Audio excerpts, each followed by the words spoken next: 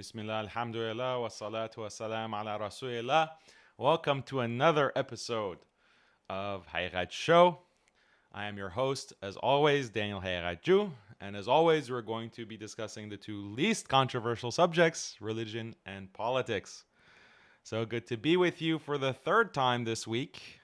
We have a lot of episodes this week because the developments just keep coming. New developments just keep coming, and they're shocking developments, actually. Well, they might be shocking to you, I should say, or some of you. But for me and for the seasoned watchers of Haqiqatjou, the Skeptic Squad, these aren't surprises. These aren't revelations. We knew this all along. And every single time, what can I say? Every single time, we see the same pattern. And all the signs were there from the very beginning. And I pointed them out. And some of you were skeptical. Some of you didn't believe it. Some of you called me names, called me a liar. But I was right. And I'm 100% vindicated. And this was the smoking gun that we discussed on the stream yesterday. And yesterday's stream, it was very long. It was kind of theoretical. There was a reaction portion of the stream, but we really didn't focus on Jake and this MADKHALI network. We didn't really focus on it. I just wanted to lay down the groundwork for a more theoretical discussion about the way that the MADKHALI network, this Judeo-Muslim Zionist network, operates. And we need to know this for many reasons. People think that this conflict with Jake is really just a personal beef between me and this other loser. That's not what it is at all. And if you ever thought that, I've been telling you that open your eyes, wake up. This is not just some kind of Jake woke up one day and he thought, I think I'm going to investigate Daniel's Aqidah. And oh my God, he's upon kufr. Oh, I just realized this. I just realized this after not only tweeting Daniel, posting about Daniel, praising Daniel, sharing his stuff, being a co-debate partner with Daniel. I just woke up and I realized that Daniel is on the wrong Aqidah and he's upon kufr. I just found that out. Like, that's how plausible was that? There's clearly more going on. And the way that I knew that there was more going on is that I saw all the usual suspects, all the usual MADKHALI suspects rallying around Jake, promoting Jake, pushing his stuff, coordinated attacks against me and MuslimSkeptic. There's a lot of noticing that you got to do. Frankly, I'm tired of noticing. I'm just a professional noticer at this point. And I'm trying to get you to become a professional noticer so that you can understand and see the power so that you're not, the pattern so that you're not duped. And a lot of what we discussed on the stream yesterday was about this, about noticing and patterns and every single time when it comes to these MADKHALIs. But I mean, now it's just undeniable that Jake is part of this MADKHALI network. And I'll review the proof of this and the shocking tweets that Jake has put out today. If there were any doubt left, he just, put the final nail in the coffin. Go ahead and play that clip of Muhammad Hijab repeating, "You're finished, you're finished, you're finished." It applies. This is the "you're finished" stream for Jake, because there's no going back and erasing what he's been putting out. He's been exposed. He's been exposed. The proof is all there, and we'll review it. I mean, again, if it wasn't enough, okay, if the signs weren't there enough, like, why do you think that this guy refuses to debate me? Okay, he refuses to debate. Fine, let's have a conversation. Let's just have a nice, friendly conversation, me and you, Jake, where I can clarify. You're accusing me of being upon kufr, and it's not clear if you even think I'm a Muslim anymore.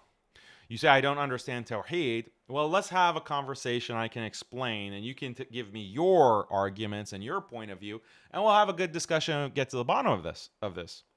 He refuses. Okay. And then he gets on with Muhammad Hijab to talk about me. He won't talk to me, but he wants to talk to Muhammad Hijab about me and interrogate Muhammad Hijab about me. That didn't go as planned. Hijab didn't follow the script that Jake wanted him to follow, and Jake was further exposed in many parts of that discussion. For example, when he said that he would be happier than a pig in mud, his words, he would be happier than a pig in mud to refute Daniel as opposed to refute an Islamophobe, hater of Islam, atheist, Zionist like Robert Spencer on the Patrick Bet David podcast. What does this tell you about his understanding of Iman? Like, if he thinks that I'm a Muslim, then anyone who knows anything about the basics of Islam knows that you put priority on Muslims in terms of allying with them, even if you disagree. And when it comes to an enemy of Islam, someone who is an enemy, who has spent his entire life attacking Islam, smearing Islam, portraying Muslims as terrorists, working with intelligence agencies to clamp down on Muslims, someone like Robert Spencer, you should prioritize and be happier about refuting such a person, discrediting such a person, destroying the career of such a person, but not Jake. Jake would be happier than a pig in mud if he could destroy me as opposed to someone like Robert Spencer. So this shows, so if he thinks that I'm a Muslim, then that shows that he doesn't really understand the priorities when it comes to associating with Muslims, disavowing non-Muslims, al-wala wal-bara. He has a problem there. But I think the more likely explanation is that he thinks I'm a kafir. He thinks I am a kafir, I'm a non-Muslim, and he's just doing taqiyya. So he'll post all kinds of tweets, make videos, and repeat, Daniel's kufr. Daniel is upon kufr. He keeps repeating that. What does that mean? It's ambiguous, right? It's ambiguous that Daniel is actually a kafir, and he's not going to say it explicitly. And you'll see this pattern with the Wahhabis and the MADKHALIs as well. They want to say everyone is upon kufr except their little small group. So the Ash'aris are upon kufr. The Maturidis are upon kufr. Why? Because they do ta'wil of the sifat of Allah, like ulu, Allah being above the throne. They do not interpret that as Allah is physically with a body above the throne. Therefore, they are kafir. They don't say that explicitly. They say they're upon kufr. But the taqiyya there is that they secretly believe that the Asha'ira, the Maturidiyya, they are non-Muslims. They're kuffar. Same with the Sufis. They don't come out and say that the Sufis are kafir and do mass takfir of the Sufis, because that's literally 20%, 25%, 30% of the ummah, if you put it all together. They don't want to be seen as doing mass takfir because then they get backlash. So they say, no, these people are upon kufr. They're upon kufr. Why? Because they don't have the same exact view on istighatha as we do. So the Sufis, gone. The Ash'aris, gone. Maturidis, gone. Shia, obviously, 10% of the Ummah, gone. The Shia are all kuffar. Even though you point to the quotes of someone like Ibn Taymiyyah, which they claim to follow, and Ibn Taymiyyah doesn't do mass takfir of the Shia. He says there are many Shia who are believers inside and out, even though they might be ignorant, even though they may have deviant views. Even Shaykh al-Islam, Ibn Taymiyyah, their highest authority, one of their highest authorities, and they still will takfir, mass takfir the Shia. So who's left? Who's left? It's just them and their small group. And it's not even all, like, you can't even say, oh, they just believe all the Salafis are okay. No, they don't. It's not even all the Salafis, because they even will start takfiring other Salafis as well and say they're also upon kufr. So that's pretty much the whole ummah, except a very small group. And as it turns out, with Jake in particular, they all happen to be in Saudi Arabia and the UAE and Bahrain and Morocco. Interesting. What's the pattern with those countries? What's the pattern? Are you guys professional pattern noticers yet? These are the Abraham Accord countries. Saudi, of course, is lined up to become one. But the UAE, Morocco, Bahrain, these three countries are leading when it comes to the Abraham Accords. And then Saudi is trying to join as well. So who are these Salafis that are on the right manhaj that Jake, the only ones that Jake doesn't say are upon kufr? They just happen to be geographically aligned. As soon as Jake moves to Morocco, a country under the Abraham Accords is Israeli normalization with Israel. These accords happened towards the end of Donald Trump's first presidency, brokered by Jared Kushner, the Jewish American Zionist, and this is basically the dagger in the back of the Palestinians by these Arab states. And we went over the entire MADKHALI network, the background of MADKHALIs, some of the Abraham Accords in yesterday's stream. So go watch episode 46 if you want in-depth details and insights about who the MADKHALIs are. But the point is that these are the people that Jake considers to be the saved sect. The saved sect. Everyone else is upon kufr. You know who else had this kind of attitude of putting everyone else, declaring everyone else upon kufr? Ibn Abdul Wahhab. Ibn Abdul Wahhab as well. Remember when we discussed some of the quotes of Ibn Abdul Wahhab, that he claimed that he was the only one in the world to truly understand Tawheed. Everyone else was upon shirk and upon kufr. It's literally what Ibn Abdul Wahhab stated in this kind of very arrogant, disgusting way. I am the only one to understand Tawheed, and my teachers don't understand it. None of them understood it. His teachers were in Mecca and Medina, by the way. They don't understand it. No one in the world understands it. Shirk has spread throughout the world, the East and the West. This was his belief. He mass takfired everyone except a small group, namely him, his followers, and the House of Saud.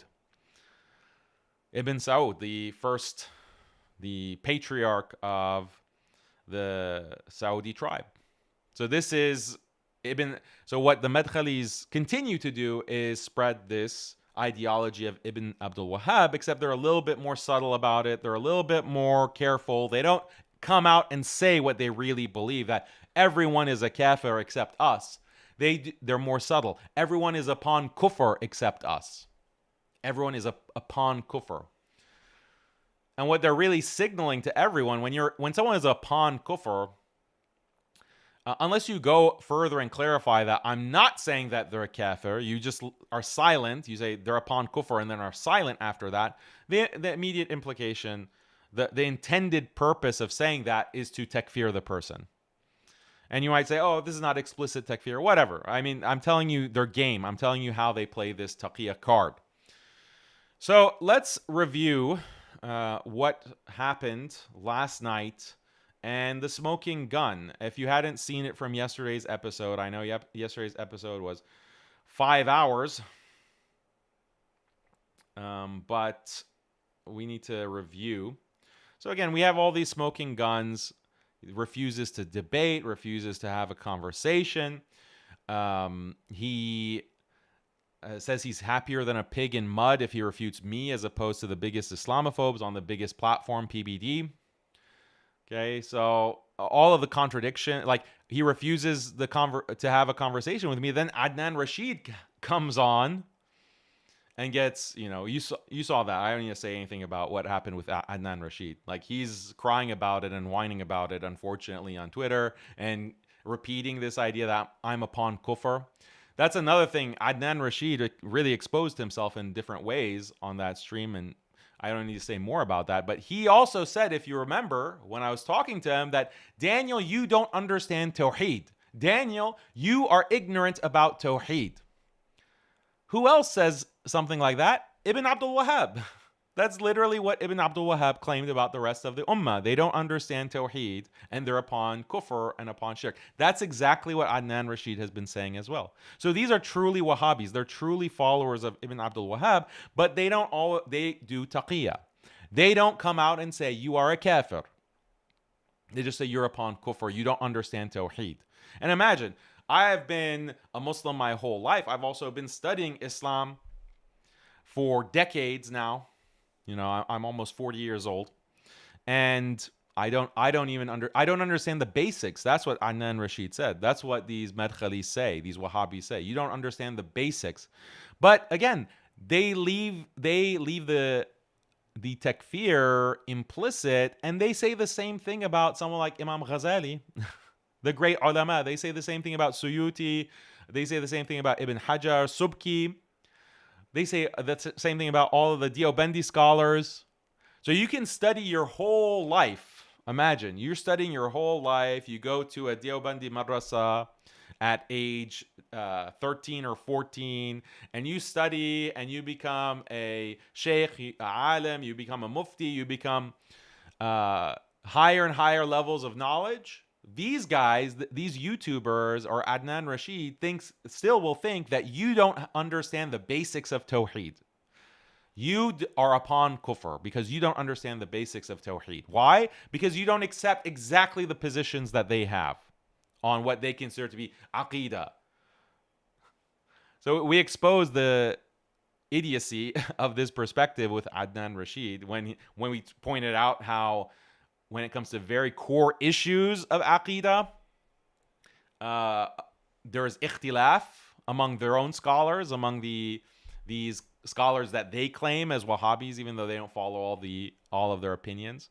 So there's big differences on the question of is hellfire eternal or not.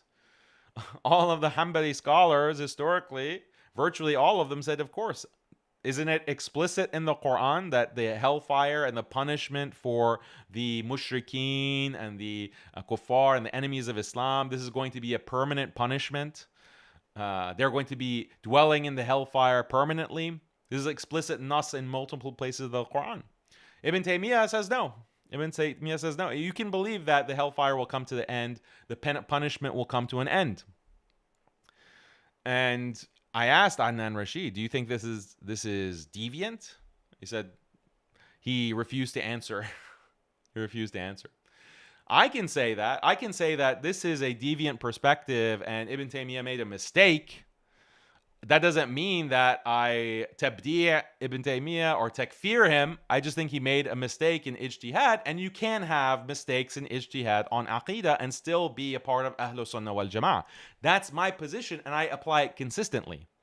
I applied my position consistently. They are the ones who don't apply it consistency. They will say, I have problems in my aqidah. I'm upon kufr, and I don't understand Tawheed. But they won't say a quarter of that or a percent of that or anything like that to scholars within their own tradition that have much more out there problematic views. So this is their double standard. It was exposed for everyone to see in that conversation. Now Jake says he needs 10 years. Jake needs 10 years to be able to have a conversation with me. That's what he said to Muhammad Hijab. That's miskeen how ignorant the guy is. So, but hopefully he'll have a lot more live streams, a lot more streams about me. He's basically dedicated his whole life to refuting me, but it's not going too well. Anyway, let's go over what happened last night. So I covered it in the stream.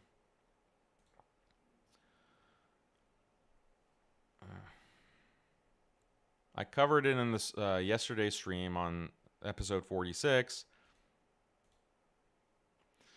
But I want to review it real quick. So on December 28th, Rabbi Ferris posts that Jake is a deviant because he has the wrong aqidah on Muslim rulers and he associates with Muhammad hijab. January 15th, Rabbi Ferris, basically like 2 weeks later, Rabbi Ferris does a live stream accusing Uthman ibn Farouk of being, quote, on the path of the Khawarij. Okay, which is when a MADKHALI says that, that means he's declaring you to be a Khariji terrorist and that you should be killed. That's literally what it means. Why? We've gone over this many times. You can watch the stream yesterday, but their scholars say that the Khawarij are terrorists and the state is justified in killing them, imprisoning them and killing them or assassinating them. This is, of course, from the teachings of Ibn Abdul Wahhab originally. But the MADKHALIs use this to silence any political dissidents, anyone who criticizes. So if you criticize Saudi Halloween, if you criticize Israeli normalization and the Abraham Accords, if you criticize building Hindu temples, this is considered to be khuruj, you're a khariji, and the state, Saudi state, the UAE state, the Gulf monarchs have the right to execute you, and they should do that because you're a danger. This is what Rabbi Ferris is accusing Uthman ibn Farouk of. Then we saw that in the live chat of this stream, of Rabbi Ferris's stream, Jake pops up. And Jake pops up and says, Assalamu alaikum. My DMs are open. My DMs are open to discuss, inshallah. Discuss what? Discuss what with Rabbi Ferris? So then, this was January 15th. January 16th, the very next day, Rabbi Ferris, maybe even less than 24 hours, Rabbi Ferris deletes all his posts calling Jake a deviant and publicly retracts. And he even asks Allah to forgive him for the mistake. So wow, I guess that was a really impactful, important conversation that you had, Rabbi Ferris, with Jake the deviant. Oh, now he is not a deviant. Jake, then on February 8th, Jake starts posting in defense of Rabbi Ferris, criticizing me and defending Rabbi Ferris. And then, so yeah, what caused Rabbi Ferris and Jake to have this change of heart? And here are the screenshots if you want to see. Oh, what's wrong with this?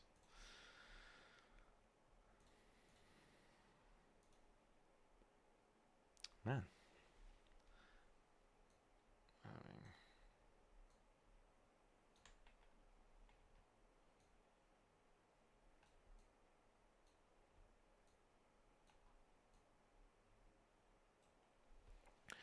So someone is criticizing, or someone mentions Jake on Twitter. This is December 28th. And then Ferris says, yes, you're right, except Jake isn't Athari when it comes to dealing with Muslim rulers, as far as I know. That by itself takes you off the manhaj. Correct me if I'm wrong. And one more thing that makes Jake a deviant is that he cooperates with Muhammad hijab. So in Rabbi Ferris's book, Jake is a deviant as of December 28th. Oh, this was the prior tweet. Jake is also a deviant, but on a different matter. May Allah guide him. Right? And that's where the conversation, because the person says, no, I respectfully disagree. I think Jake is a pure Salafi Athari. He's wonderful. Jake is not a deviant. And then Rabbi Ferris doubles down. He says, no, he is, because he doesn't have the right manhaj, the right aqidah when it comes to the ruler. Okay, so that's December 28th. Then, after a nice little chit-chat with Jake, suddenly his tune changes.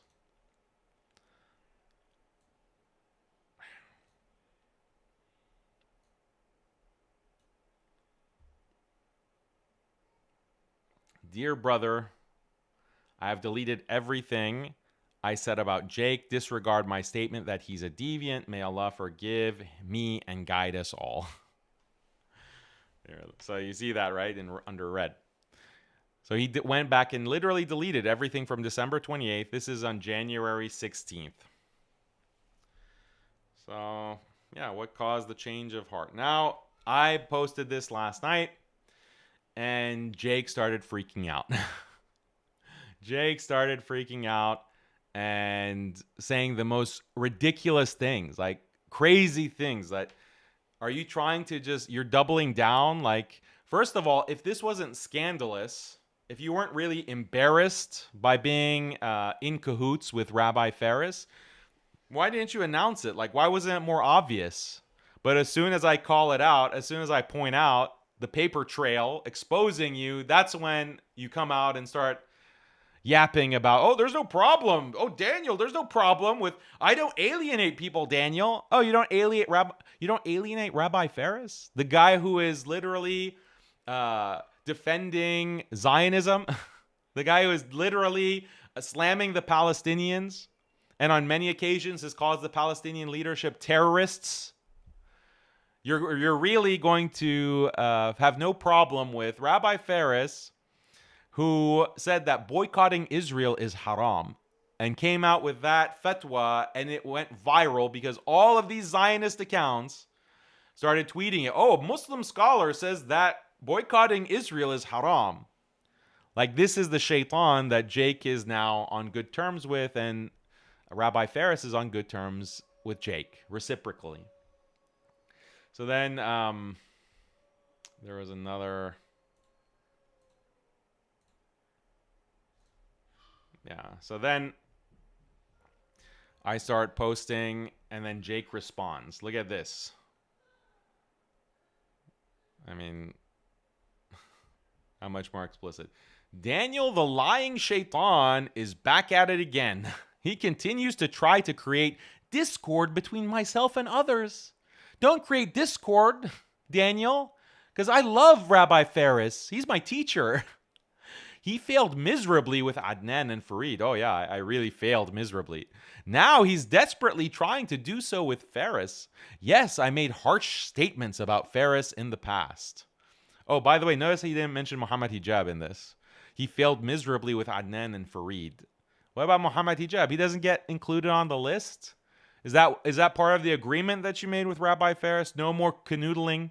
No more praising Muhammad Hijab. You got to drop Muhammad Hijab. If you want, Jake, the electronic fly army, if you want all these bots from Dubai and Riyadh and Tel Aviv, if you want all these bots to start liking all your posts and ratioing Daniel, you need to stop praising Muhammad Hijab. So I think it's just like a matter of time. Maybe very soon he's going to disassociate fully from Sapiens and Muhammad Hijab. He has to. Like, there is no choice. And this is clear from Rabbi Ferris's methodology. Rabbi Ferris, if you watched the stream last night in his attack on Uthman ibn Farouk, Rabbi Ferris says that you have to, if you mention a deviant or a Khariji, like Daniel or Toraifi or Ali Dawa, if you mention him, you have to also clarify that he is a deviant and he should not be followed. You have to. That's the standard that Rabbi Ferris has for Uthman ibn Farouk. And the fact that Uthman ibn Farouk did not do that, that means that Uthman ibn Farouk is questionable. His aqidah is questionable. His manhaj is questionable. So if Rabbi Ferris is consistent, then he would say that, well, Jake hasn't clarified about Muhammad Hijab. Jake hasn't made it clear to his followers that Muhammad Hijab should not be trusted, and he's a deviant, Ahlul Bid'ah, upon kufr. So this, if Rabbi Ferris were consistent, he should point that out. He did point it out on December 28th, but suddenly after January 16th, having a conversation with Jake, he deletes those tweets. He deleted the tweet about Muhammad Hijab. Interesting. So in that conversation, logically, if Rabbi Ferris's problems with Jake were that he doesn't have the right manhaj when it comes to the Muslim rulers and he associates with Muhammad Hijab, if he deletes and retracts those tweets, that means Jake fixed those two issues. In that private conversation, logically, Jake must have addressed both of those issues. His stance on the Muslim rulers and, the government of the UAE, the government of Saudi, who are aligned with Israel and Tel Aviv. he must have cleared the air on that with Rabbi Faris, and then he must have cleared the air on Muhammad Hijab as well. So expect any time now that that clear break from hijab is going to come from Jake. And there's really no choice. Like, if he wants to continue with his MADKHALI friends with this network, it's going to be very soon. And then he says, yes, I made harsh statements about Faris in the past. Yeah, they were very harsh. And I showed them on the stream how Jake has been attacking Faris Hamadi, criticizing him for his boycott fatwa. Literally, I'll show his tweet, criticizing, Faris for that. But then now, you retracted. Yes, I made harsh statements about Faris in the past, particularly regarding his comments on boycotting. Faris also made harsh comments about me in the past. Oh, so it was harsh? When you slammed Rabbi Faris for aligning with Israel and declaring that boycotting Israel is haram and it makes you a terrorist, you were harsh in criticizing that? Think about, like, are you reading the same words? Like, this is real life, right? Faris also made harsh comments. We have spoken privately where we have clarified certain matters. Oh, he talked to you about how his fatwa about boycotting Israel is haram is just fine? Like, he convinced you? We don't need to agree on all of the details for how one should publicly comment on boycotting. Yeah, Faris didn't publicly comment on boycotting. He slammed Muslims boycotting Starbucks, McDonald's. He slammed them and said they are khawarij. They are terrorists, and this is haram. We can disagree on the details. He doesn't come out and say clearly that he doesn't even want to say that Faris is wrong. It's like, oh, he doesn't say we disagree on the details. He said we don't need to agree. So he doesn't explicitly say that he disagrees. Are you catching these nuances? If he said that he disagrees with Rabbi Faris, that's undermining Rabbi Faris. Even saying, I politely and humbly disagree with Rabbi Faris on his boycotting Israel is haram fatwa. I respectfully disagree with you, Rabbi Faris. Even that is too much. Jake can only say, well, there's no problem with disagreeing on the details. Not that I disagree. Not that I don't agree. But theoretically, we don't have to agree. Taqiyya. I'm also not required to mention all the details from our private conversation here publicly. Yeah, no one's asked. You don't need to. You don't need to mention all the details. No one's asking you to. It's obvious. It's obvious what was discussed. However, I can assure you that there isn't any secret conspiracy going on, as Daniel continues to lie about. Oh, wow. Thanks for the assurances, bro. Thank you. Yeah. As opposed to others who just openly admit in secret conspiracies, Jake can just assure us that there isn't such. Everyone else says openly, oh, there is a secret conspiracy, guys. I'm admitting it. But Jake says, oh, I assure you that there's not. So stupid. Now continue lying about how we're all Zionist agents working for different governments attempting to take down the mujaddid of our time, Mr. Daniel Haqiqatjou. Wow. So this is the damage control is real. This is really destroyed any credibility that Jake had. Again, I'm saying he had zero credibility, but some of you people might have been doubters. You might have doubted me when I told you that this dude is a MADKHALI. This guy is an agent. He started his campaign against me as soon as he moves to Morocco, and he's desperate for money. He's begging people to subscribe to his channel. He's begging people for donations. As soon as he moves into Morocco, I then all-out campaign, all-out, non-stop attack on Daniel starts. It was just coincidence, right? And then Muhammad Hijab asked him directly in their live stream, What do you think about the MADKHALIs? And Jake dodged it. He's an expert dodger at this point. Avoided giving a straight answer to that question. Now the pieces are falling into place. And then you guys, some of you, said, "Oh, Daniel." Not some of you. Maybe these MADKHALIs were like, "Oh, anyone that Daniel disagrees with, Daniel accuses him of being a MADKHALI." No. I accuse MADKHALIs of being MADKHALIs. I accuse MADKHALIs of being MADKHALIs. Why? Because I'm a professional noticer. That's all there is to it. And you hopefully will become a professional noticer as well. So I said Jake confirms that he and Rabbi Ferris are on excellent terms. Shockingly, he admits that he suddenly has no problem with Rabbi Ferris's fatwa that boycotting Israel is haram and it's terrorism. Jake slammed Rabbi Ferris in the past for saying boycotting Israel is haram. Now, after a private convo, he thinks Rabbi Ferris has a perfectly legitimate position. Wow. No wonder Jake dodged hijab's questions about MADKHALIs. Happier than a pig in mud, didn't want to alienate his Judeo-Muslim friends. Only one question, Jake. When are you flying to Dubai to start your classes on making dua to jinn? Maybe you can also give us a virtual tour of the Hindu temples while you're there. Real serious question, Jake. When are you flying to Dubai? Has anything been scheduled? I'm sure the people of Dubai really need your expertise on Tawheed. They really need to understand Tawheed from you. And then it gets worse.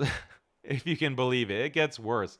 So then Jake, someone says, this is someone that some of you may know, Dr. John Islam. I am shocked, saying to Jake, I'm shocked by your inconsistency in treating shirk in Hindu temples less worthy of criticism than that of Sufi istighatha. So pointing out the clear double standard that Jake, Fareed, okay, that other MADKHALI in Bahrain, they say nothing about Hindu temples. They say nothing about the Abrahamic religion, kufr, that, the Abrahamic religions are all one religion. Jake, Fareed, they say nothing. Why? Because they're pious murids of Rabbi Ferris. They're the students of Rabbi Ferris, so of course they're not going to disappoint their teacher. And then Jake responds, I'm shocked by your comment. I've never defended anything regarding Hindu temples. Of course, establishing them is worthy of criticism. Yeah, so establishing them is worthy of criticism. That's all that he can say. It's worthy of criticism. I've never disputed that. I haven't criticized them myself personally, God forbid. But it's worthy. It's worthy of criticism. Building a Hindu temple in the Arabian Peninsula, bringing back shirk to the Arabian Peninsula after the Prophet ﷺ and the Sahaba cleared the shirk and the paganism and the idol worship from the entirety of the Arabian Peninsula. These governments are bringing it back, building Hindu temples, building all of this kind of idolatry. Oh, it's worthy of criticism. Not that I would criticize, but it's worthy. However, the shubha of a Muslim performing istighatha, now this is where it gets real, or believing that it's not shirk akbar to do so, is far greater than the shubha of a Muslim visiting a Hindu temple or promoting/defending their establishment. Look at how he distorts it. Look at how, imagine that. So it's not that you are even doing istighatha. It's not that you're doing istighatha. You just believe that it's not shirk akbar. So my position basically, my position that it's shirk, istighatha in many cases, not all cases, as I've said for the 1,000 millionth time, istighatha in many cases, when it meets certain conditions, is shirk. Is shirk. It's a major sin and it is shirk in certain cases. But is it shirk akbar, such that there's no doubt that the person performing it is outside of Islam? No. That's what I've explained to Adnan Rashid. That's what I explained to everyone on multiple streams through, at this point, it's got to be like dozens, if not hundreds of tweets. So, but that position, where I think in many cases istighatha is shirk, But I don't elevate it to shirk akbar, where you takfir the person who does it or who thinks it's acceptable. Having that position is worse, is a bigger problem than Hindu temples being raised in the UAE, in Saudi, etc. Wow, that's really amazing aqidah there you have, Jake. That's amazing aqidah. You really know Tawheed. Your Tawheed is crystal clear. Just like Adnan Rashid's Tawheed is crystal clear when he was talking about making dua to jinn and angels, which Jake also agrees with, by the way. So, and look how he says, like, is far greater than the shubha of a Muslim visiting a Hindu temple. The problem is that Muslims are not visiting Hindu temples. It's establishing Hindu temples, you dope. Does Jake think that the criticism of Hindu temples that people have being built is that, if you build it, then maybe a Muslim is going to go to the Hindu temple? Does he think that that's the problem? Maybe. I think he really does. I think that's how ignorant he is. He doesn't understand like the seriousness of raising paganism and reintroducing it into the Arabian Peninsula. And I'm sure he doesn't understand or know about any of the fatwa regarding the practice of other religions in the Arabian Peninsula in particular, and how there's khususiyat. There are special restrictions on the Arabian Peninsula that many of the scholars of fiqh, the fuqaha, have delineated based on the Sharia. He's completely ignorant of this. That's why he thinks that, this is why he's describing it as like, what are the chances of a Muslim visiting a Hindu temple? That's not a big deal, but istighatha, which I'm sure 99% of you had no clue about prior to this whole attack by Jake and others. That is a much bigger issue. Here, answer this question, Jake. Which of these practices is backed by multi-billion-dollar secularization campaign? Is it istighatha, or is it the Hindu temples and the Abrahamic religion and this kind of interfaith kufr that is being spread by the Gulf countries in tandem with Zionists who are trying to create Judeo-Islam, just like they created Judeo-Christianity? Which one is being funded by billions of dollars and is backed by some of these governments, the most wealthy Muslim governments in the world? Who's pushing istighatha? Is there like a multi-billion-dollar global campaign to push istighatha? No. These are people in the villages. You know, people in the villages are perhaps practicing this or are confused about this.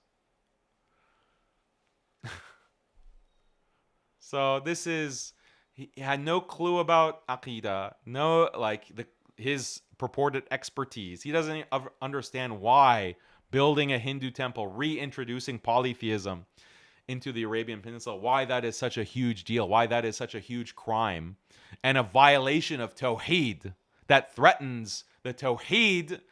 I mean, aren't these Wahhabis constantly saying that, Saudi is the land of Tawheed? Maybe Jake is not familiar. Do you know what that means? Being the land of Tawheed? Because if you go to other places, go to other countries, Muslim countries, there's not the specific kinds of regulations in the Sharia that regulate other religions in other parts of the Muslim world. In Dar al-Islam, like this is classical fiqh. This is fiqh. This is the Sharia. Jake is ignorant.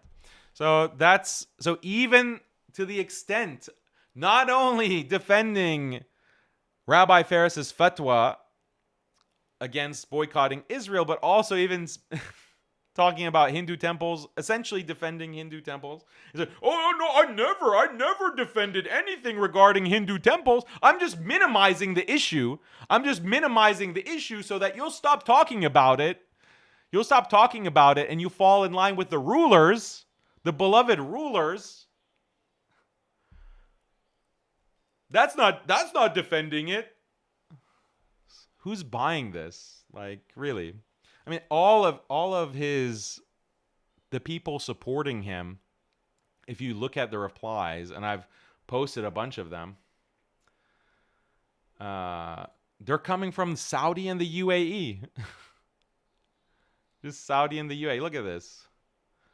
The main comments defending him, UAE bot right there. Let's see. There's another Saudi guy. Saudi, the great Saudi Arabia. Like, that's what the big accounts that are defending him now, all of a sudden, they're UAE and Saudi. But think about the distribution, right? You have Salafis that live across the globe. You have Salafis in Pakistan, in Bangladesh, in India, in Malaysia, in Indonesia, in throughout North Africa, in the US, in Bosnia, all over the world, Albania. And what percentage of the world's Muslims are in Saudi and UAE? If you do the math, it's like 1%, between 1% and 2% of the world's Muslims. But what percentage of the accounts defending Jake are from the UAE and Saudi and Bahrain? 60%, 70%, 80%? Suspicious.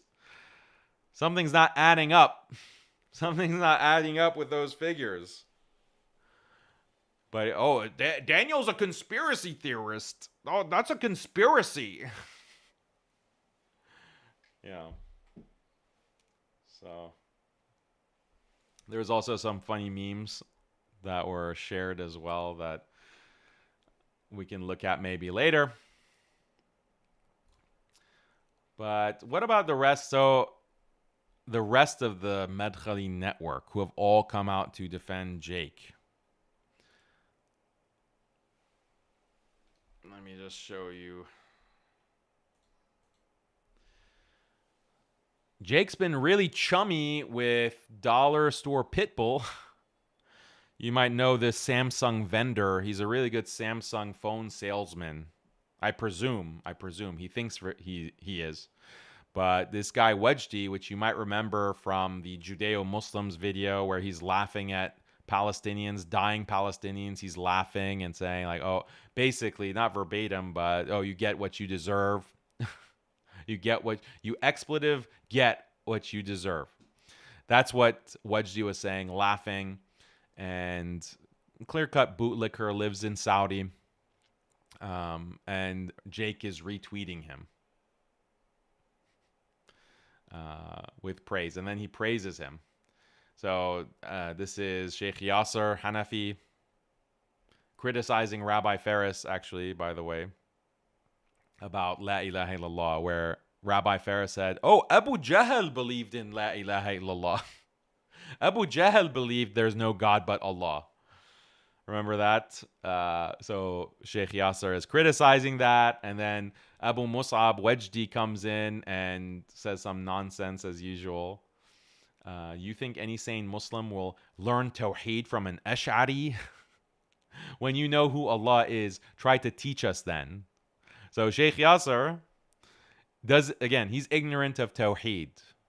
You don't even know who Allah is. Again, he doesn't explicitly takfir, but that's the subtext. Like, you're not even a Muslim. And then Jake retweets that.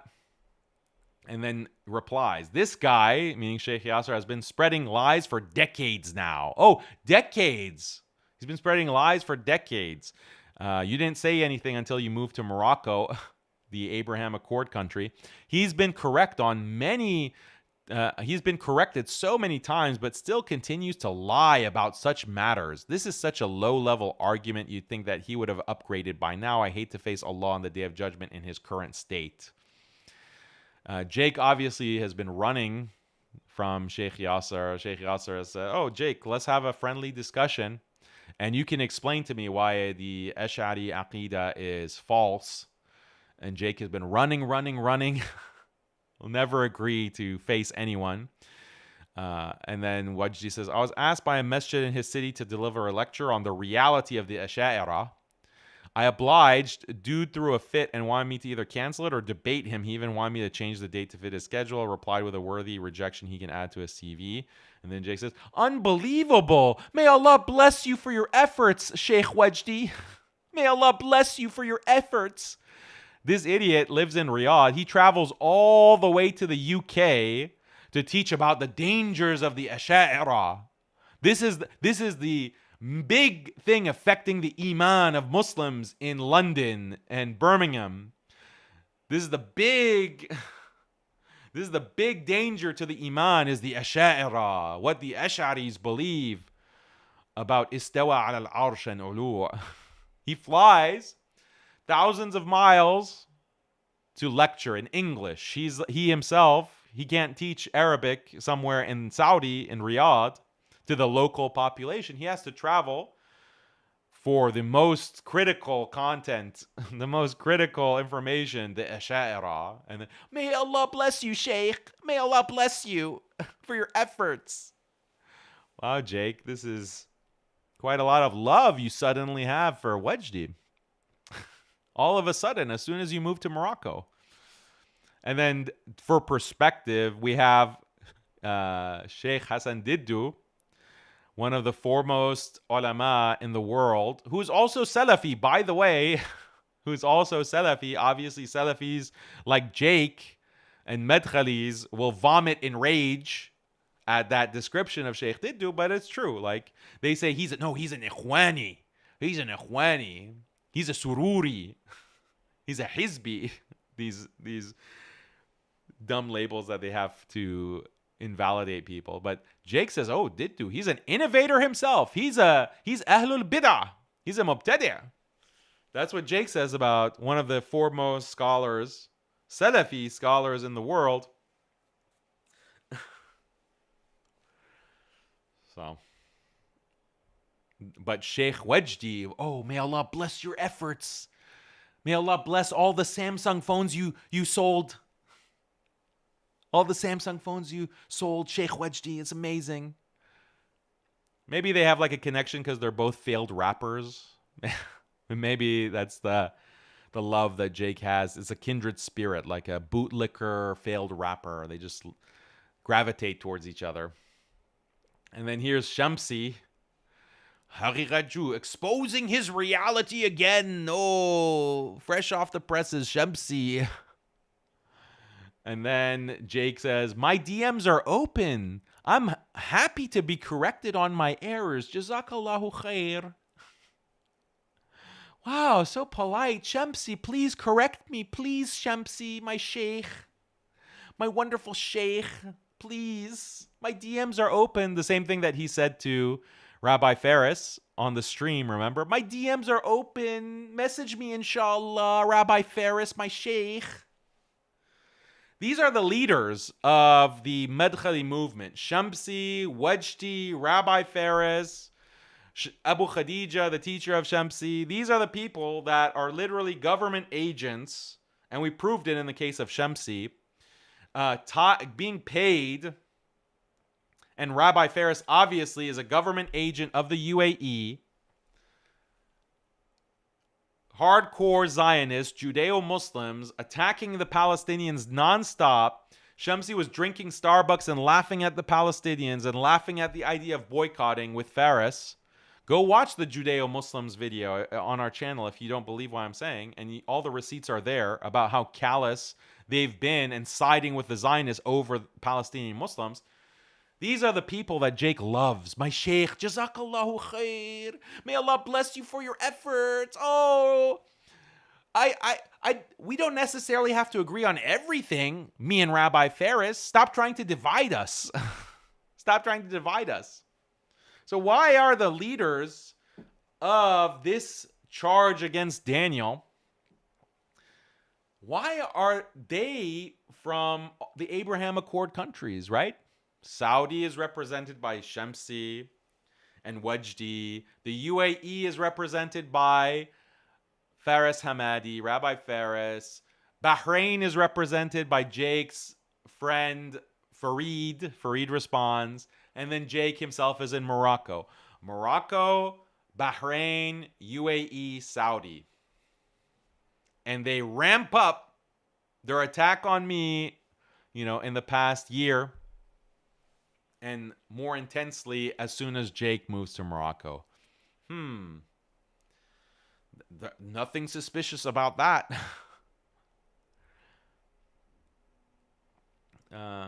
And then even Rabbi Ferris has no shame. He comes out and defends Jake. So Daniel, the lying shaitan, this was 13 hours ago, basically. Ferris comes in for help. He's been exposed badly. And now he's just throwing out random accusations and conspiracy theories, hoping to divert the shame he has brought upon himself. With a mindset like his, he might lose his mind soon. Uh-oh, is that like a threat? Like they were threatening Kanye West? Like Ben Shapiro is threatening Kanye West and saying that, well, I hope that Kanye isn't suicidal. I hope that Kanye doesn't do something crazy.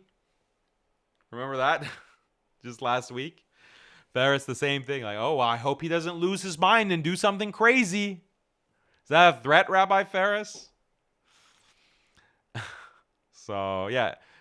Just to make it clear, I'm not suicidal, guys. I am absolutely not suicidal. I have, alhamdulillah, no mental problems, no mental issues. So I'm not on any kind of medication. Just want to clarify that. So if they claim I overdosed, I OD'd on something, you'll know better. And then now there's all this conflict. So this guy, Ulama ad-Dawat al-Najdiyya, he's this takfiri. He used to be a MADKHALI. He used to be Rabbi Ferris's biggest fan. But now he takfirs Rabbi Ferris along with everyone else. He's become ISIS, basically. Literally card-carrying ISIS on Twitter. And then he says to Jake, you're not qualified to debate Daniel. Wahhabi infighting, Wahhabi civil war. You should focus on learning. Let more knowledgeable brothers debate the Murtad. Daniel the Murtad. Same thing with Adnan Rashid. He had no idea about the position of Ahlus Sunnah on talab ad-du'a and calling upon the unseen, etc. Wahhabi infighting. And then Jake said, do I need to remind you of what you posted of your sheikh today? You're not qualified to understand the nuances of this discussion. So shut up and go back to getting on your knees for AMJ. Infighting. Getting on your knees. That's what Jake said about me. Because I was tweeting non-Muslims supporting Palestine. I retweet a lot of accounts on Twitter supporting Palestine. Jake accused me. Oh, Daniel is on his knees begging. For these non-Muslims. He uses that same language for his fellow Wahhabis. Interesting. Hopefully they will mend ties. Mend ties soon. Let's see. Okay, let's... Oh, there's one more endorsement. So again, when I tell you that there's an entire network that has been activated to attack me, I'm not exaggerating. I'm showing you all the major players of the network, and each of those major players is associated with hundreds of bot accounts. Okay, Fareed, Jake, Shamsi, Wajdi. Yeah, they might have a few legitimate followers, genuine followers, just a bunch of Johal ignoramuses. But they're padded. All of their accounts are padded with electronic flies. Hundreds, thousands of electronic flies, whatever they post. And you can tell the pattern. Let me give you the secret to understanding. When you see Fareed posts, for example, especially when he's replying to me, he'll get 400, 500 likes on those posts. But then look at the replies. The replies are all against him. Isn't that strange? There should be a more organic distribution or a more organic ratio. So if you have 400, 500 likes on a tweet, the replies should also be more in favor of you. Half of the replies, 60%, 70% should be in your favor. But they're not. Isn't that strange? Those 500 people that were pressing like, are they real people? Because real people don't always just like. A lot of them do, but a certain percentage also replies to the tweet. But you hardly see that. You hardly see that on a lot of their tweets. And the reason for that is partly also, other than the padding by the electronic flies, they've blocked everyone who criticizes them. They block, and still, like, they're massively blocking anyone who criticizes them, and they're still not getting people agreeing with them, like replying to the tweets. It's very suspicious. It's very specific. There's a clear pattern. If you're a professional noticer, you should be able to see the pattern. And then there's this guy.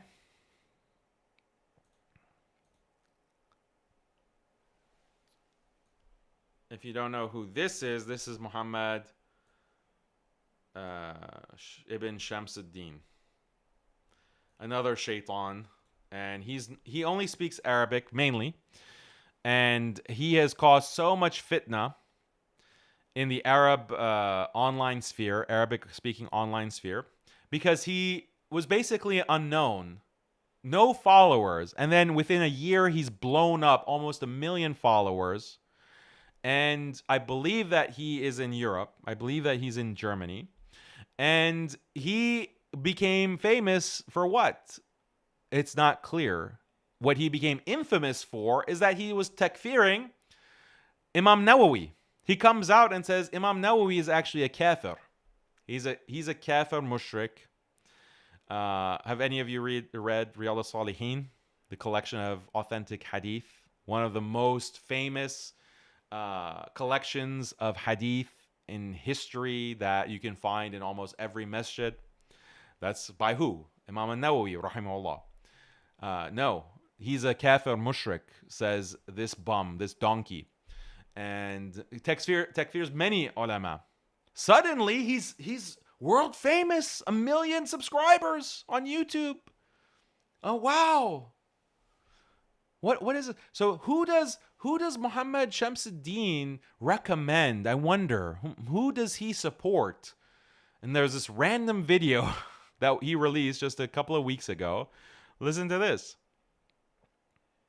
Unfortunately, there are many deviants who speak in English. I have seen a brother who called Jake Pranketella.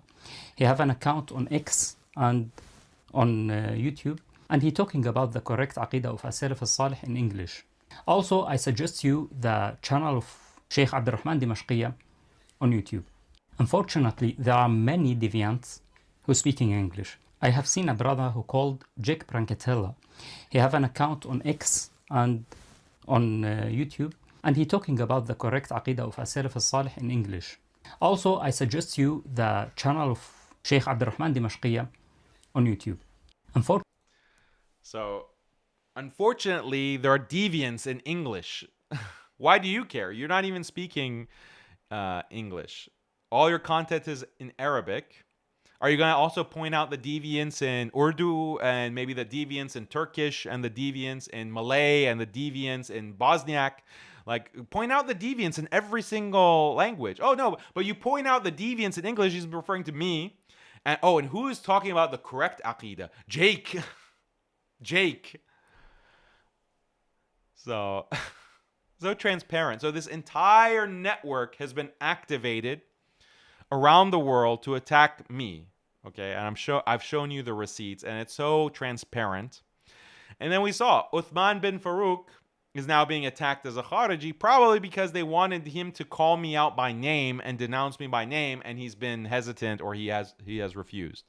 So now Rabbi Faris is attacking Uthman ibn Farouk for not stepping in line and denouncing Daniel, because he's just like, they've decided basically now's the opportunity to really slam Daniel, and the whole network needs to come and call Daniel a deviant and upon kufr, and we have to X him out. That's the plan. Why? Because they're planning, like, look at the bigger geopolitical context. Saudi and the UAE and these other Gulf countries, they're on the brink of want to deal with Israel and Donald Trump to mass remove the Palestinians from Gaza and the West Bank. They've already agreed to this. It's just a matter of managing the backlash, managing the fallout. That's what the delay is. That's what the wait is. And that's why these regimes are hesitant. And part of managing the backlash is undermining the main people who are going to criticize this, the main people who are going to come out against this. And there are many. But people who have been really talking about it, a lot of them are just in purely geopolitics. They're not seen as like religious preachers or du'at. They're like doing geopolitical analysis. They might not even be like particularly religious, but they are on the Palestinian side and they're critiquing these Gulf regimes and normalization with Israel. But when it comes to du'at, speakers who, Islamic speakers who have really gone hard against Zionism and really gone hard against the Abraham Accords and really gone hard against the MADKHALIs, is there any other name in the English language? I mean, maybe there's some others, but who really goes the hardest against these people? Who memes them the hardest? Who has really exposed them with video after video after video? Yeah, there are plenty of critics of MADKHALIs, but who is the central MADKHALIs? Who has released the most academic material exposing the MADKHALIs, exposing their network? The number one video exposing MADKHALIs is on our channel, the MADKHALI virus, in English. So why do you think like all of these other du'at in the MADKHALI network are all agreeing that Daniel is demon? Even this Abdurrahman Dimishqiya, also purely Arabic speaking audience, but he has come out and denounced me as well, along with his friend Muhammad Shamsuddin, or maybe at the behest of Shamsuddin. So Shamsuddin doesn't mention me specifically. He just mentions the two accounts that he's associating with who are calling me out, as a deviant who doesn't understand Tawheed and is upon kufr. This is very transparent. Yeah, people are wondering, oh, Daniel, why are you wasting your time with this loser, Jake? Yeah, I know he's a loser, but it's not just Jake. This is a much bigger issue. And you're not seeing it. What do I have to say? What do I have to show you to open your eyes? And I challenged Jake. I said, look, Jake, prove that you're not a MADKHALI bootlicker on the Zionist UAE payroll. Denounce and disavow Rabbi Faris right now. Do it. It should be easy. Tell us that he is an enemy of Palestine and therefore an enemy of the Ummah. If you make excuses for him or stay silent, it will confirm what we all have suspected this whole time. Why can't he do it? Like, again, Rabbi Faris. He has the name Rabbi Faris for a reason. But Jake will not do it.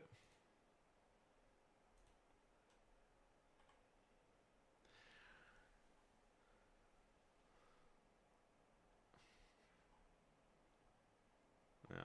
So just a bunch of MADKHALI bots. So yeah, it's over. It's over. Case closed. Checkmate. You're finished. Wish I could say it was fun, but I mean, it was fun at times. We had a lot of good laughs, seen a lot of good memes, but it's over.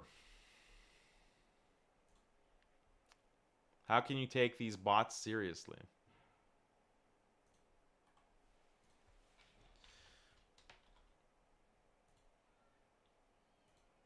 Let me just see any other points that I want to make. So now if you want to put in your super chats, I'll see your super chats from before and I'll go through them one by one. I'll address all your comments. So that's what the next part of the show. I'm just wrapping up. I'm looking at my notes, making sure I didn't miss anything else. Yeah, isn't it amazing how Palestinians have exposed the Wahhabis and the MADKHALIs? It's just been 3 days. You had Adnan Rashid, who on the one hand says that I don't understand Tawheed, and on the other hand starts attacking the Palestinian leaders and calling them fools. And then we see Jake coming out, sweet-talking Rabbi Faris and saying that, oh, Rabbi Faris, we don't have to, there's nothing wrong. Essentially, there's nothing wrong with what he said about boycotting Israel's haram. Yeah. So, and don't let Fareed get out of this. Fareed is a MADKHALI agent. Yeah, you are Fareed, and you've been exposed. Again, you're in Bahrain, so it's not just that. is not just that you're in Bahrain, but the fact that you are supported by all these bots and you're connected with Rabbi Faris. So how about this, Fareed? Say that Rabbi Faris is a rabbi, or if you don't want to use that language, say that he is wrong about Palestinians. How about that? You don't even have to do a full disavowal. Say that Rabbi Faris is wrong about Palestinians and Israel. Or say that his fatwa of boycotting Israel is haram is wrong and is despicable. How about you say something simple like that? So that you can't claim, oh, but I don't know all of Rabbi Faris's views. I don't know. And make an excuse for why you can't denounce him or disavow him. Simple, Fareed. Prove that you're not a bot. Let's see.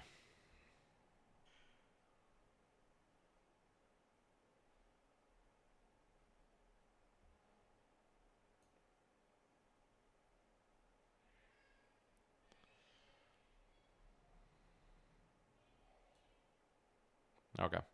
So hopefully you guys are becoming professional noticers when it comes to these MADKHALIs. We're going to get into the comments now. We're going to get into the super chats first, and then I'm going to look at your other comments, inshallah.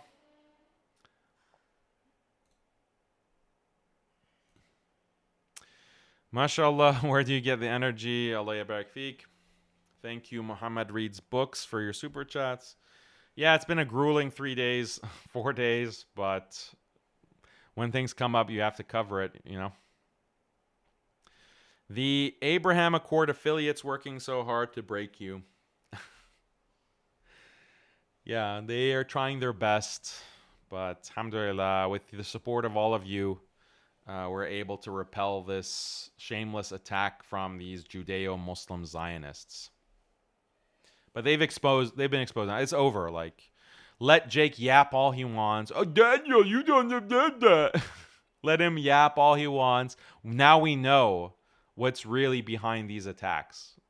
And we expose the double standards on many occasions. Like, how can Jake have such a laser focus on me and my supposed Aqidah mistakes? What about Muhammad Hijab? What about you don't have anything to say about Muhammad Hijab? Or even Adnan Rashid, you also disagree on certain Aqidah points. Major, do you also believe, Jake, that it's not shirk to prostrate to a grave? It depends on the intention. It's not shirk. If you have the right intention, you can prostrate to a grave and it's not shirk. You agree with that, Jake? Because that's what Adnan Rashid said. It's not even consistent. So this is, and then also Uthman ibn Farouk. So let's see, actually, if Jake comes out and it can, just like Rabbi Faris criticizes Uthman ibn Farouk for not having the correct Aqidah. Jake, you're very closely associated with Uthman ibn Farouk. You were both part of AIM.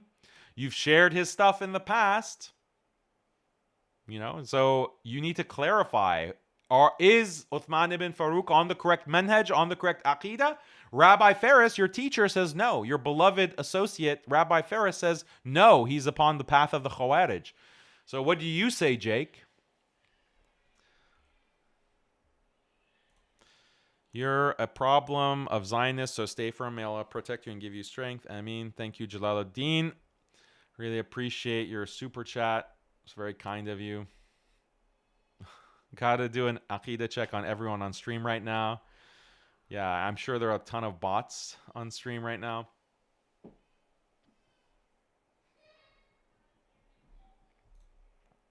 Brother Jamal, appreciate it. Chat GPT, Sheikh GPT says, Ibn Taymiyyah would prioritize uniting Muslims against Zionists, defending Islam and correct Aqidah after the Ummah's security is established.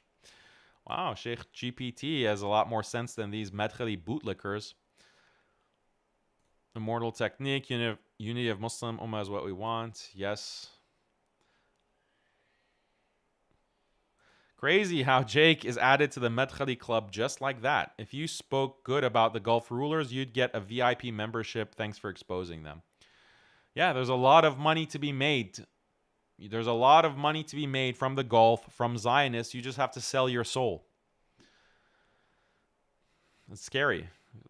It's scary what people will do.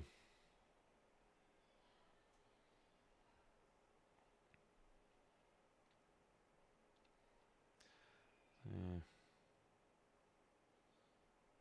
If you don't have the guts to challenge or criticize Zionists at this moment, we're not ready to face Al-Masih ad-Dajjal, period. True.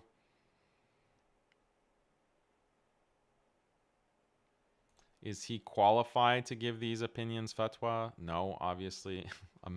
MADKHALI's he's a CrossFit coach. Jake is like a former postman. Uh, Wedged is a former crackhead, failed rapper. Same with Shamsi. And I bring up their past, like people say, "Oh, Daniel, you're so arrogant. You're making fun of him being a postal worker. Oh my God, you're so arrogant." That's not the point. That's not the point. The point to bring up that background is to show you or to reveal a pattern about these networks, these MADKHALI networks.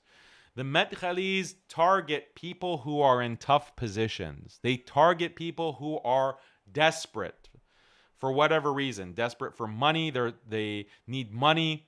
They are in trouble with the law. This is how many intelligence agencies operate. Like it's called blackmail. It's called, again, the carrot and the stick. People who are going to be more likely to accept money, or you can more easily threaten them because they have less power. They're powerless, or they have committed a crime. They need to get out of prison. So someone like Shahid Bolson, for example, that was on death row for murdering a German tourist and stuffing him in a suitcase. Shahid Bolson is in prison in Dubai or the UAE and is about to get executed. He's in a desperate position. He is going to be willing to make a deal. And that's what the UAE intelligence network targets those people. It's the same thing in the United States. It's the same thing in the UK. You'll see many of these ISIS terrorists. They've been recruited by intelligence agencies.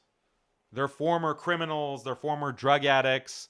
The government makes a deal with them. We'll drop these charges if you will spy for us on the Muslim community, or you go into the Muslim community and say that you want to blow up something. We're going to let you out of prison early. We're going to clean your record. We're going to give you money. We're going to give you lots of money. Just go into the masjid and say, "Hey guys, want to go shooting with these illegal guns? Do you want to, we really need to do something about these non-Muslims. We really need to do something, right guys? Let's plan something." That's entrapment. But the operatives that they use, these agent provocateurs, are people who are former criminals, or they might be mentally handicapped, like they have mental problems, or they are in debt. They could use money. They're just in bad straits. So that's why I bring up, you don't see any of these MADKHALIs, for example, in the West especially, who don't fit this profile. Let's be honest. So that's why I bring it up, not to be arrogant about. There's no shame in making an honest living, working as a Muslim. This is rizq from Allah. Why would anyone want to mock that? I don't mock that. You could be a bricklayer, you could be a janitor, you could be in any position. That's an honest job to make money. And I've done all kinds of jobs like that growing up. So what? Like you need to live. That's pursuing the rizq that Allah has written for you. So there's no shame in that. But specifically mocking these MADKHALIs is to point out the pattern. Like, why do they all have this background? Is because they're desperate and they've clearly sold themselves. If Jake had remained the postman and did honest dawah instead of moving to Morocco and becoming a hardcore MADKHALI, takfiring the entire ummah like his Sheikh Ibn Abdul Wahhab, then that there's much more honor in that, and there's going to be less adab as well.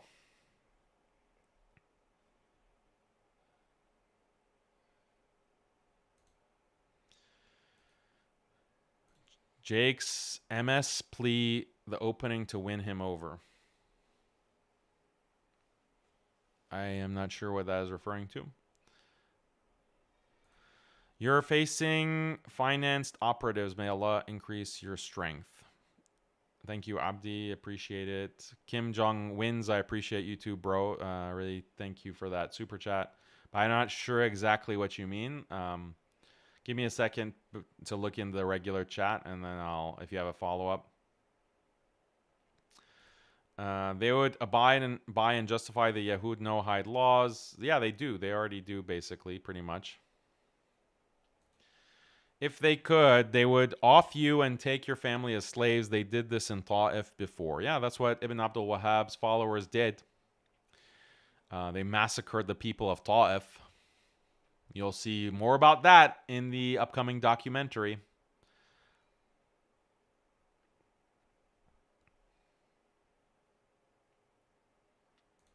Mikhail's dad, bro, please reassure us and you have put things in place to keep yourself and your family. If this gets out of hand, we can't afford to lose you.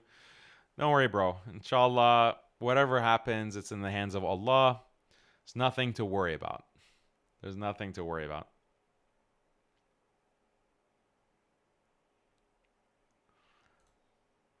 Arabian sage. Jake has MS. When my brother got epilepsy, he became a super Salafi. Cope with mortality. Find a fast track to super piety in the sight of Allah. That's not an excuse. Like, you get MS, and piety means like defending Hindu temples and boycotting Israel is haram, making a deal with the devil, like working with Rabbi Ferris. Like, how's that piety? He's going the opposite direction. But I appreciate your thought.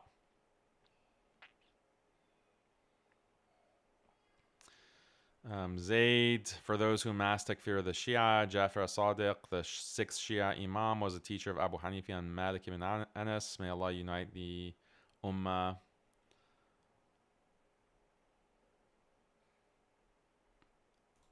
May Allah bless you. Habibi, love from a Bosnian brother. These people are the enemies of Islam. They remind me of Yahud, thinking they are the only chosen sect. Yeah, that's why we call it Rabbi Ferris. Maybe it's going to be Rabbi Jake soon.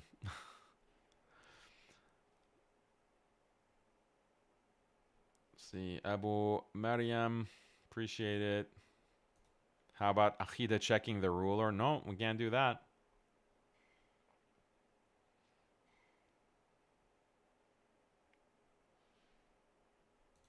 Max says Dr. Muhammad al-Masri or Masari was the official spokesperson of the CDLR. The Sheikh has been dealing with MADKHALIs for 40 years. Check out his stuff. Okay, I'll do that, inshallah. Brother, have you watched Shahid Bolson's video clarifying the murder allegations and charges? He claims these are not pertaining to him. Guys, please don't tweet or send me chats like this. Just makes me really doubt your intelligence. If you listen to Shahid Bolson, his explanation is that he doesn't deny killing the man. Okay, he doesn't deny killing this German tourist. He doesn't deny luring the German tourist to his apartment. He doesn't deny taking a rag, a chloroform rag, and suffocating the German tourist to death. He doesn't deny any of that. He just says, but it was an accident. It was an accident. He wasn't meant to die. That's his explanation.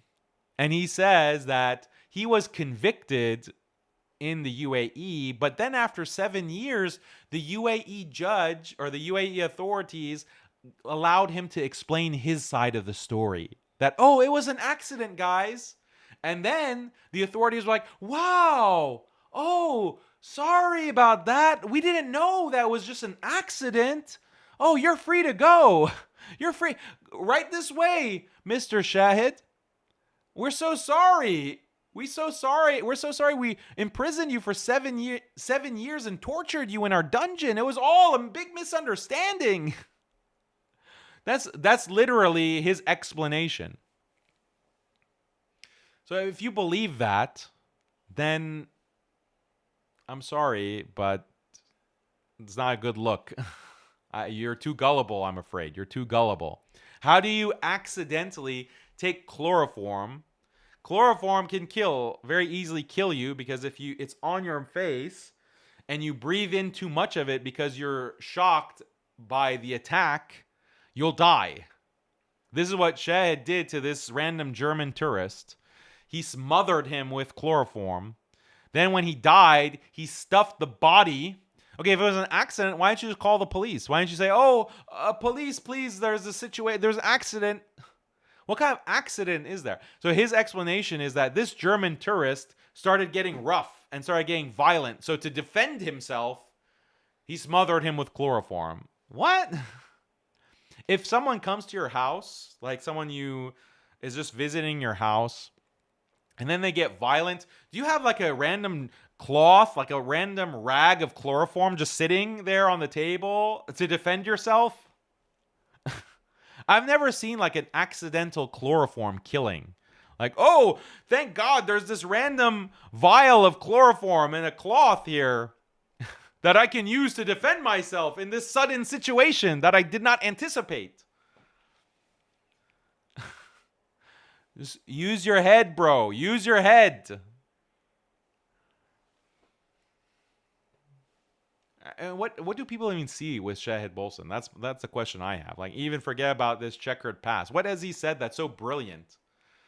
Like, is it really just him being white? Like, I don't want to have a bad assumption of people, but like, what is the draw with this guy? I had examples of stuff that this guy says, like his geopolitical genius.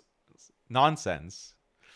It's completely moronic, the kinds of things he says. So what's really the attraction with this guy?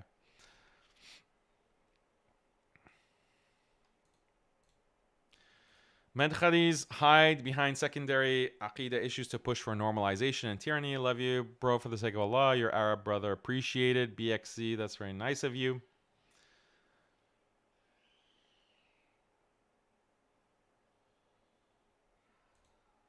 Hello, brother Daniel. I must say, after the live streams with Hijab and Adnan, I didn't know there were so many nuances in the Aqidah debate that was with Jake. But on the point of Iran, I can't agree. Them and Saud are two sides of the same coin. Okay, if you say so. I don't see Saud doing anything against Israel. I see them normalizing with Israel. So how are they two sides of the same coin? Like, be fair. Like, be fair. I'm not saying trust Iran. I don't trust Iran. I publicly criticize Iranian government when they do something wrong. I criticize them just in the last stream for deviant understanding of Islamic government. Criticize them, but also acknowledge the truth. Like, don't be obtuse. Dua for Islam to be strong again in the Balkans. Appreciate it, bro. May Allah strengthen our brothers in the Balkans and bless them with every good and protect them from every evil. Ameen. And raise up a new generation of Balkan Muslims who will be leaders for the Ummah. Ameen, Ya Rabbil Alameen. These bootlickers will Aqidah check Imam Mahdi. No doubt about it. Hopefully Allah will rid us of them before that point.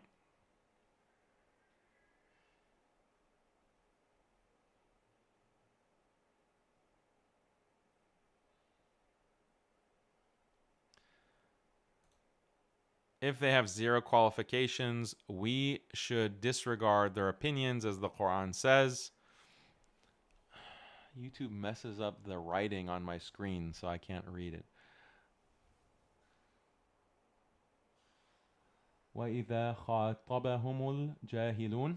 Is that what it says? قَالُوا سَلَامًا. Oh, okay. As they are jahil, we say salam and ignore.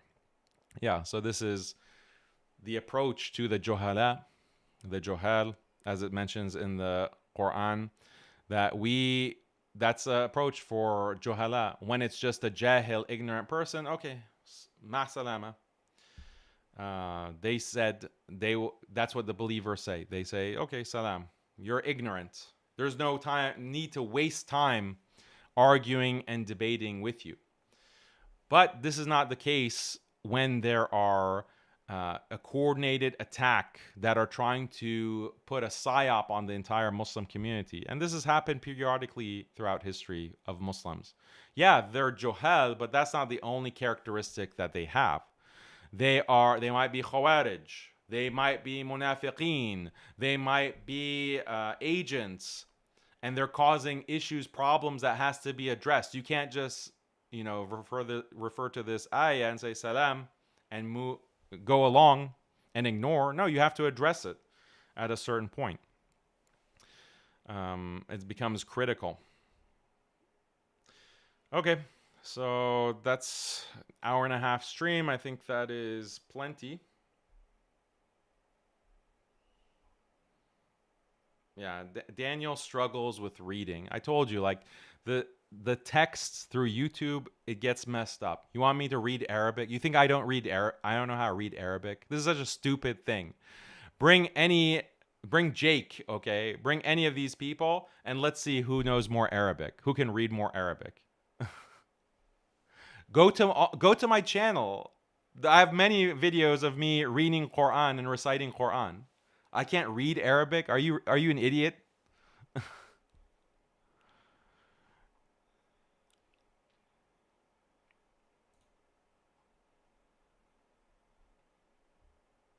Yeah, let's have Jake read some Arabic. How about that?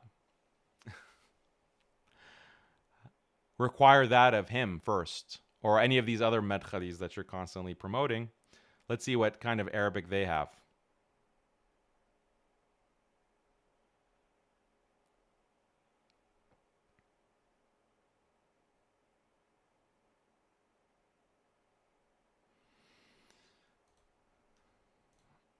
The US Vice President said JD Vance said migration are a threat to EU. Fascism is back and we're the target.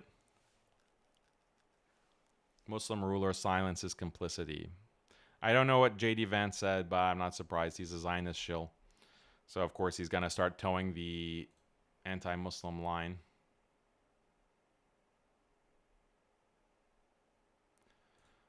Dr. Doc says, as a revert, this division has been a disappointment for me. I rather not learn about someone from a third party. If you tell you're a Muslim, I'm going to treat you like my brother until you prove otherwise. Okay.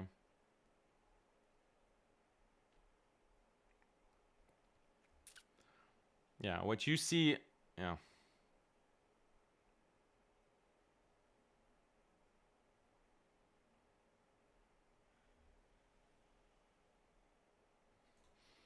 Wahhabis became more than 72 sects already.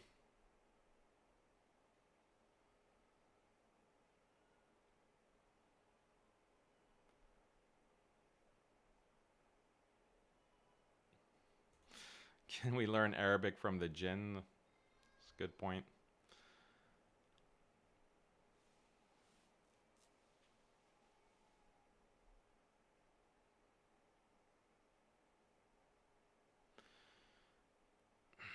Okay, guys. I'm not going to open a brand new topic to discuss. If you have anything to say about what has been discussed in this stream, feel free to comment. Whereas the documentary, MADKHALI documentary, it already exists. We have an hour video. It's the most watched documentary about MADKHALIs in the English language. Go to the channel, MADKHALI virus. Just Google it, MADKHALI virus. It'll come. It's like the first search result.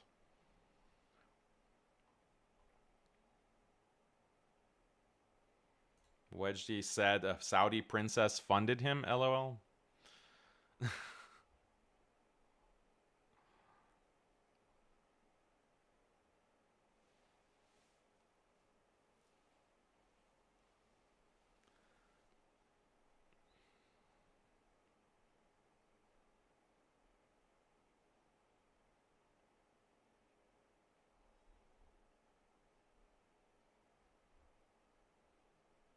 All right, guys. That is enough streaming for 1 week. Really appreciated everyone. You guys want to see some memes, so I'll share them with you. Just give me a second to pull them up.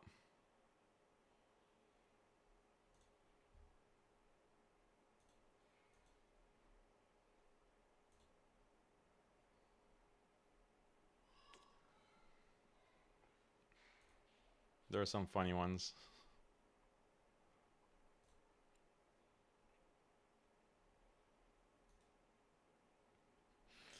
Jake selling his soul to Rabbi Ferris in order to get membership card of the MADKHALI club.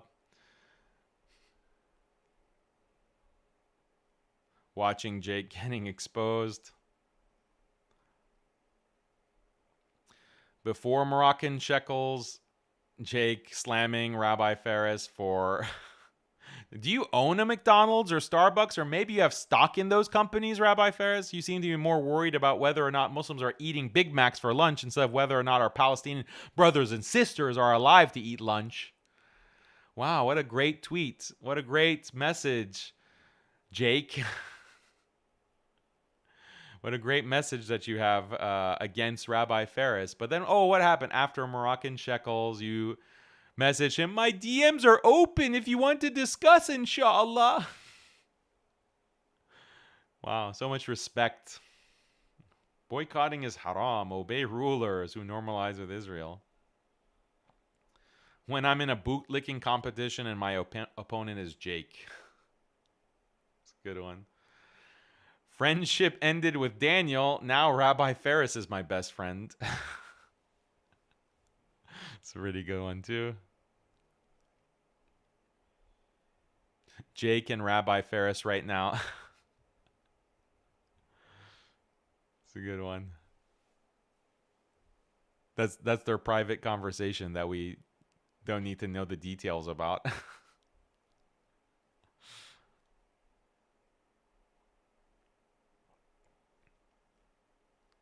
Yeah, so this was the live stream chat. Yeah, here are examples of what Jake was saying before. It seems... So this is the video of Rabbi Ferris giving his fatwa. It's boycott is haram. It's khuruj. And then someone said, I always knew this guy was an undercover Zionist. This is when we dubbed him Rabbi Ferris because of this fatwa. And then Jake says, it seems Faris Hamadi has forgotten about the brotherhood Sheikh Al-Albani, may Allah have mercy upon him, has spoken of here. And then a link. So it wasn't like one tweet against Rabbi Ferris. It was like many criticisms. And yeah, all of that is forgotten. All of that is water under the bridge. My good friends, don't try to divide us, Daniel. Don't try to create discord.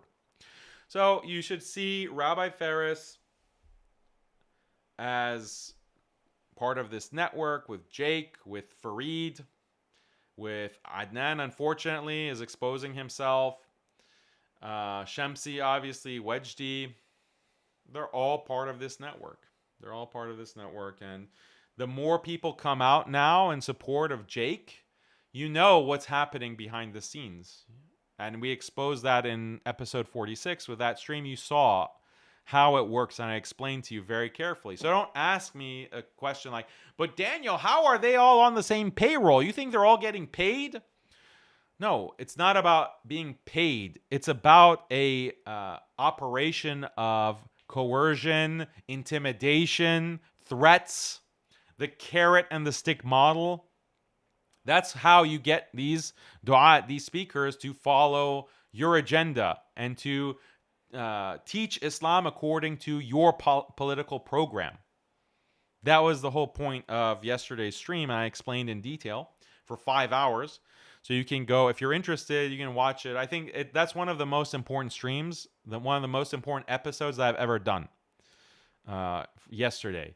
So go and watch that, and I think it'll be worth your time. I think you'll learn a lot from it. It exposes a lot. Like, it exposes a lot of how these things work. And there's a facade of, oh, beautiful dawah, people talking about the Prophet sallallahu alaihi wasallam, talking about Allah, talking about Quran and Hadith, and this is beautiful. Look at their, mashallah, beard and thobe and this and that. And you see a facade, but you don't know what's happening behind the scenes. And the episode yesterday is exposing that. It's not that simplistic. Oh, someone is just getting a paycheck.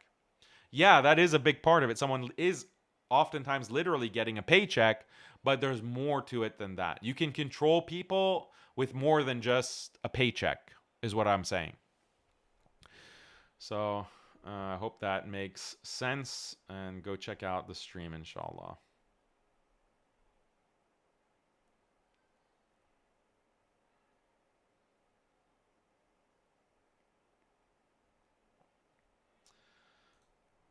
Super chat. But brother, do you not see the psyop on the political field today where the traitorous silence of the Gulf states pushes people towards Iran or they're labeled as Zionists?